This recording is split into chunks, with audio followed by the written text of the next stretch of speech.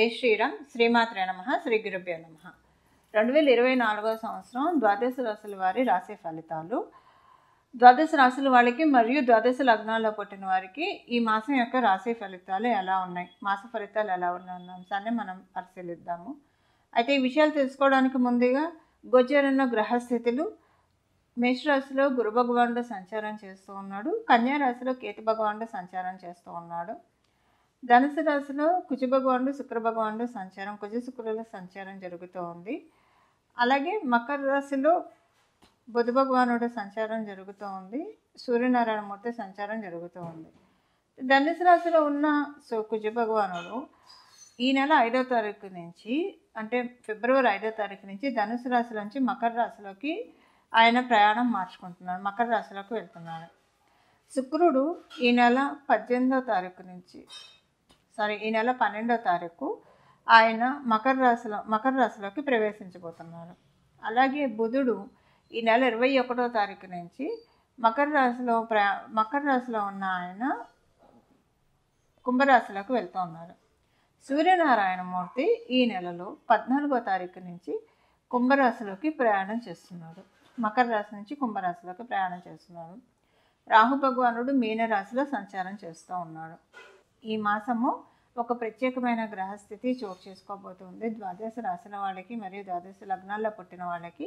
ఆ ప్రత్యేకమైన గ్రహస్థితి ఏంటంటే సూర్యనారాయణ మూర్తి మరియు శనీశ్వరుడు ఈ నెల 14వ తారీఖు నుంచి ఒకటే రాశిలో సంచారం చేస్తూ ఉన్నారు. ఒకటే రాశిలో వాళ్ళిద్దరు సంచారం, వాళ్ళిద్దరూ కూడా తండ్రి కొడుకులు, మనందరికీ తెలుసు. అయితే ప్రతి సంవత్సరం కూడా సూర్యనారాయణ మూర్తి ఒకసారి ఒక నెలలో శనీశ్వరుని కలుస్తూ ఉంటాడు.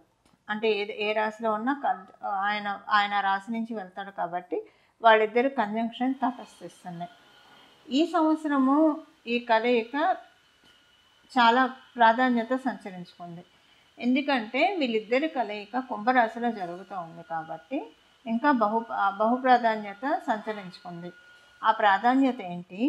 ఆ ప్రాధాన్యత వల్ల ద్వాదశ రాశుల వాళ్ళకి, ద్వాదశ లగ్నాల వాళ్ళకి ఎలాంటి ఫలితాన్ని వీళ్ళిద్దరూ కలిసి ప్రసాదించబోతున్నారు తదితర విషయాలన్నీ, ఒకవేళ మీకు అనుకూల స్థానాల్లో లేకపోతే కనుక ఏ రెమెడీ చేసుకోవడం వల్ల ఈ ఫలితాన్ని మీరు అందుకోగలుగుతారు అన్న అంశాలన్నీ కూడా మనం ఒకసారి తెలుసుకోవడానికి ప్రయత్నిద్దాం. తులారాశి, తులా లగ్నంలో పుట్టిన వాళ్ళకి ఇంట్లో కొన్ని మార్పులు చోటు చేసుకుంటాయి.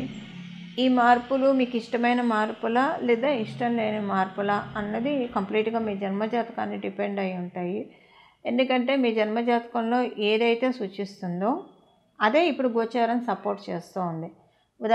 ఉదాహరణకి మీ జన్మజాతకంలో మంచి మార్పులు అని ఉంటే కనుక కుటుంబంలో డెఫినెట్గా గోచారం దానికే సపోర్ట్ చేస్తుంది, కొన్ని మంచి మార్పులు చోటు చేసుకుంటాయి.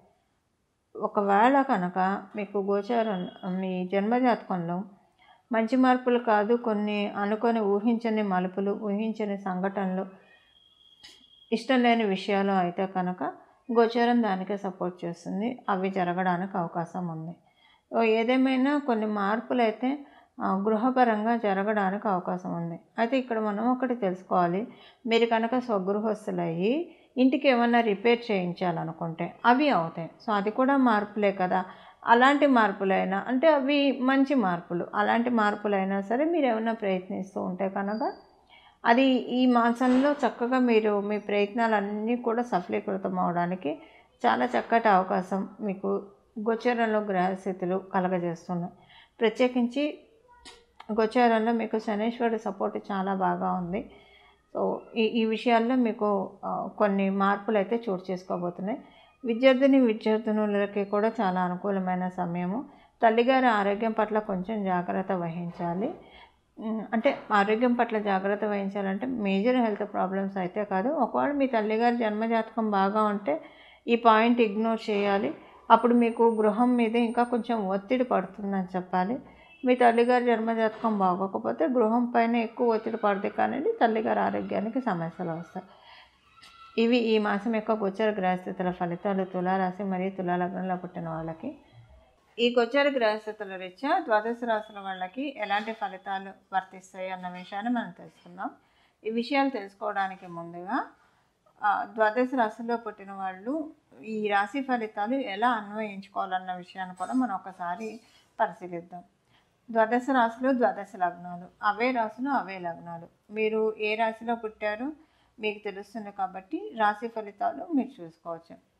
ఒకవేళ మీ అదృష్టవశాత్తు మీ ఇంట్లోని పెద్దలు కావచ్చు, ఎవరైనా జ్యోతిష పండితులు ఎవరైనా సరే మీరు ఏ లగ్నంలో పుట్టారో మీకు తెలిస్తే కనుక మీరు ఏ లగ్నంలో పుట్టారో ఆ రాశి యొక్క ఫలితాలు మీరు తెలుసుకోండి. మేష లగ్నం నుంచి మీన లగ్నం వరకు మీరు ఏ లగ్నంలో పుట్టారో, ఏ రాశి మీరు పుట్టినప్పుడు లగ్నమైందో ఆ రాశి ఫలితాలు కూడా మీరు చూసుకోవడానికి ప్రయత్నం చేయండి.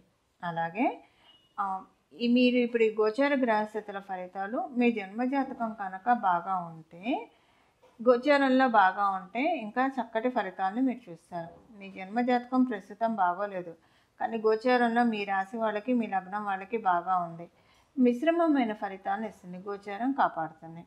అలాగే మీకు జన్మరాశిలో మీ జన్మజాతకంలో బాగాలేదు, గోచారంలో కూడా బాగోలేదంటే కొంత మీరు పరిహారాలు చేసుకోవాలని చెప్పి అర్థము, దాన్ని తప్పించుకోవడానికి. అలాగే ఇంకొకటి, మీ రాశి మీకు తెలిసి మీ లగ్నం కూడా తెలిస్తే కనుక 2 ఫలితాలని చూసుకోండి. రెండిట్లో మీరు రీకన్సైల్ చేసుకోవాలి. ఒకవేళ కనుక మీకు రాశిలో ఉద్యోగం సంబంధించిన విషయాల్లో బాగోలేదని వస్తే, మీ లగ్నంలో బాగుందని వస్తే అది యావరేజ్ అవుతుందని తెలియాలి. ఏదైనా ఒక అంశం రెండిట్లో బాగోలేదని వస్తే అది మీరు కొంత జాగ్రత్త వహించాలని అర్థం.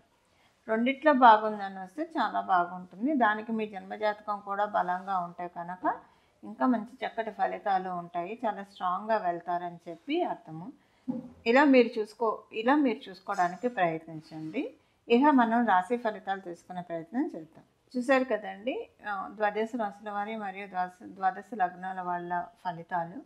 అయితే ఏ రెమెడీ చేసుకుంటే ఈ మాసం అంతా కూడా చాలా చక్కటి శుభ ఫలితాలు వస్తాయన్న విషయాన్ని మనం చూద్దాము.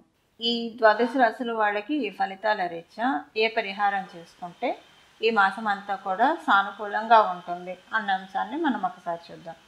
మీరు ఏ రాశిలో పుట్టినా సరే, ఏ లగ్నంలో పుట్టినా సరే, మనకి మెయిన్ ఏంటంటే మన జీవితాల్లో మనం పొద్దున్నే లేస్తే ఇంత వెలుగు ఉందంటే, ఇంత ప్రకాశంగా మనకి డే అంతా వెళ్తుందంటే దానికి కారణం కేవలంగా సూర్యనారాయణమూర్తి కుంభరాశిలోకి ఈ మాసంలోకి రాకపోతూ ఉన్నారు. అందువల్ల సూర్యనారాయణమూర్తి కుంభరాశిలోకి రావడం అనేది నిజంగా చాలా స్పెషల్ థింగ్.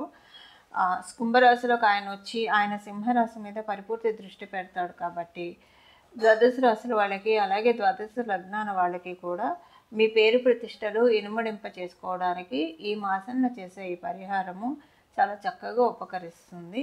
ఆ పరిహారం ఏంటో మనం ఒకసారి తెలుసుకోవడానికి ప్రయత్నిద్దాము. జగత్ అంతటికీ వెలుగుని ప్రసాదించే దివ్యాన్ని ప్రసాదించే సూర్యనారాయణమూర్తిని చరణాన్ని ఈ మాసం అంతా కూడా మనం ఆశ్రయించాలి. అయితే ఎవరైతే రోజు విష్ణు సహస్రనామాన్ని చదవగలిగిన వాళ్ళు విష్ణు సహస్రనామాన్ని చదవడము, కొంతమందికి విష్ణు సహస్రనామాన్ని చదవడం రాదు. అలాంటప్పుడు మనందరికీ తెలుసు, అందులో ఉన్న చిన్న శ్లోకము శ్రీరామ రామ రామేతి రమే రామే మనోరమే సహస్రనామ తత్తుల్యం శ్రీరామనామ వరానని. ఈ శ్లోకాన్ని చదువుకున్నా కూడా పూర్తి విష్ణు సహస్రనామాలు చదివిన ఫలితం మనకు వస్తుంది. ఇది చదవడం కన్నా ప్రయత్నించండి. సూర్యనారాయణమూర్తి చాలా బలంగా ఉన్న ఈ సమయంలో, అంటే సింహరాశి మీద ఆయన పరిపూర్తి దృష్టి పెట్టిన ఈ శుభ సందర్భంలో అందరూ కూడా శ్రీరామచంద్రమూర్తిని ఎంత బాగా ఆరాధిస్తే అంత చక్కటి శుభ ఫలితాలు వస్తాయి. ఎందుకు శ్రీరామచంద్రమూర్తి అని చెప్తున్నానంటే, ఇక్ష్వాకుల వంశానికి చెందినవాడు శ్రీరామచంద్రమూర్తి. ఇక్ష్వాకుల వంశానికి దైవము, కులదేవత, అధిదైవము సూర్యనారాయణమూర్తి.